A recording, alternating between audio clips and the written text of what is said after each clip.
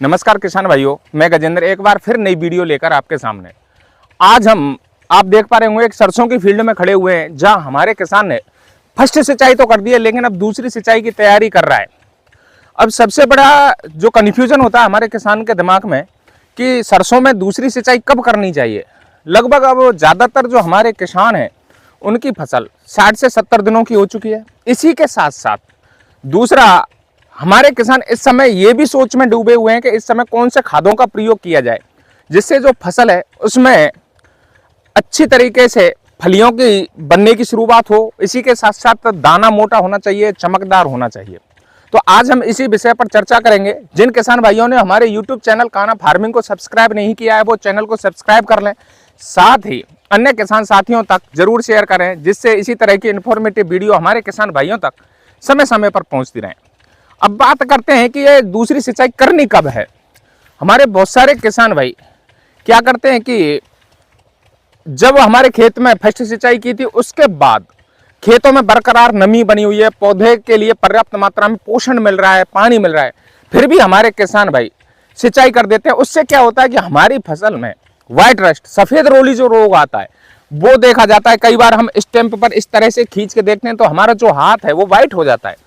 तो एक बीमारी को न्योता देना होता है। तो किसान भाइयों को सबसे पहले माइंड सेट ये करना होगा कि जो हम दूसरी सिंचाई कर रहे हैं तो हमारा खेत बिल्कुल सूखा हुआ होना चाहिए। सूखे के साथ साथ ही हमारे किसान भाइयों को ये देख लेना चाहिए कि हमारी जो फसल है, आप देख रहे हैं फ्लावरिंग स्टेज पे है, तो उसी समय हमें दूसरी सिंचाई करनी है। दूसरी सिंचाई करते समय हमारे किसान भाइयों को ये ध्यान में रखना होगा कि जितना हम पानी दे रहे हैं वो बिल्कुल कम मात्रा में देना है। अगर ज़्यादा मात्रा में पानी देंगे तो फिर भी व्हाइट रस्ट के आने का धोखा रहता है। इसी के साथ साथ हमारे किसान भाइयों को इस समय कौन सा हमें खाद डालना है। हमारे किसान भाइयों ने जब बुवाई की थी या फिर फर्स्ट पानी जा रहा था या बेसल डोज के समय उन्होंने NPK, फास्फोरस या फिर DAP जो भी कुछ डाला वो उसी समय तक समाप्त हो गया। अब हमें इस समय क्या करना है। तो किसान भाइयों, इस समय हमारे किसान भाइयों को बोरोन और बोरोन के साथ 05234 का स्प्रे करना है। इस समय हमें छिटकवा विधि से कोई भी खाद नहीं देना। इससे क्या होगा कि जब हम ये स्प्रे करेंगे 05234 तो NPK में नाइट्रोजन तो है ही नहीं, फास्फोरस और पोटास का जो कॉम्बिनेशन है वो हमारी फसल को पूर्ण रूप से मिल रहा है। तो इसमें क्या होगा, पोटास जो होता है इसका मुख्य कार्य होता है कि दाने को मोटा बनाना और चमकदार बनाना, और हमारी फसल को लंबे समय तक मौसम की विपरीत परिस्थितियों से बचाए कर रखना। स्ट्रेस में पौधा नहीं आएगा। और इसके साथ साथ हमने जो फास्फोरस दिया है और सल्फर भी हम दे रहे हैं, तो उससे हमारी जो सरसों की फसल है उसमें तेल की मात्रा को बरकरार बनाए रखना है। इसी के साथ साथ हमारे किसान भाइयों, मैं आपको बता दूं कि हम बोरोन जो डालते हैं, बोरोन किस लिए डालते हैं। बोरोन का मुख्य कार्य होता है कि इस समय हमारी फसल में पॉलिनेशन हो रहा होता है। पॉलिनेशन का मतलब होता है नर और मादा का मिलन। जब इसमें एक फूल से दूसरे फूल पर नर और मादा का मिलन होगा तो उससे हमारी फसल में फलियों का विकास अच्छा होता है।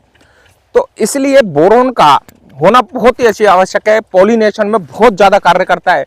और हमारे किसान भाई ज़्यादातर माइंड ब्लोइंग ये रखते हैं कि पास में कहीं मक्खियाँ रखी हुई हैं तो वो हमारी फसल को नुकसान पहुँचाती हैं। आजकल मधुमक्खी पालन पर बहुत ज़्यादा ध्यान दिया जा रहा है। गवर्नमेंट की ओर से नई नई स्कीम चलाई जा रही हैं।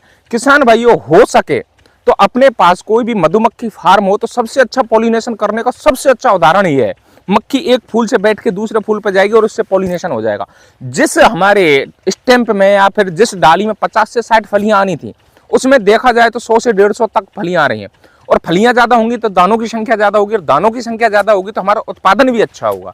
इस चीज़ को ध्यान रखना है। इसके साथ साथ हमारे किसान भाइयों को और क्या करना है। जिन किसान भाइयों ने सरसों की बुवाई की थी और गलती से ज़्यादा बीज डल गया और सघन बुवाई हो गई तो व्हाइट रस्ट आना 100% श्योरली हो ही जाता है। इस समय मौसम की विपरीत परिस्थितियां होती हैं। दिन में तेज धूप, रात को तेज सर्दी और ओस पड़ना, ये बहुत सारी स्थितियां होती हैं। इनसे हमारी फसल को गुजरना होता है।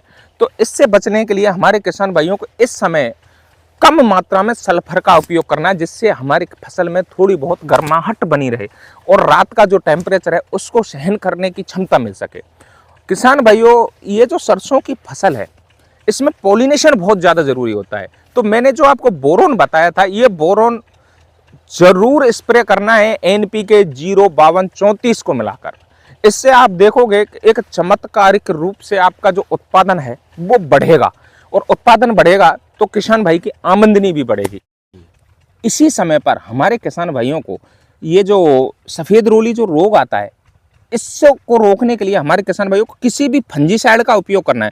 फंजीसाइड में आप मैंकोजेब ले सकते हो, कोई भी अच्छा फंजीसाइड लेकर हमारे किसान भाई स्प्रे करें, क्योंकि इससे आगे चलकर हमारी फसल के बहुत ही ज़्यादा डिफ़िकल्ट समय आने वाला है। और हमारी जो फसल है वो अगर फंगस लग गया तो पूर्ण रूप से नष्ट हो जाती है और उत्पादन भी बिल्कुल घट जाता है। किसान भाइयों, इसी अवस्था पर हमें सल्फर का भी स्प्रे करना चाहिए।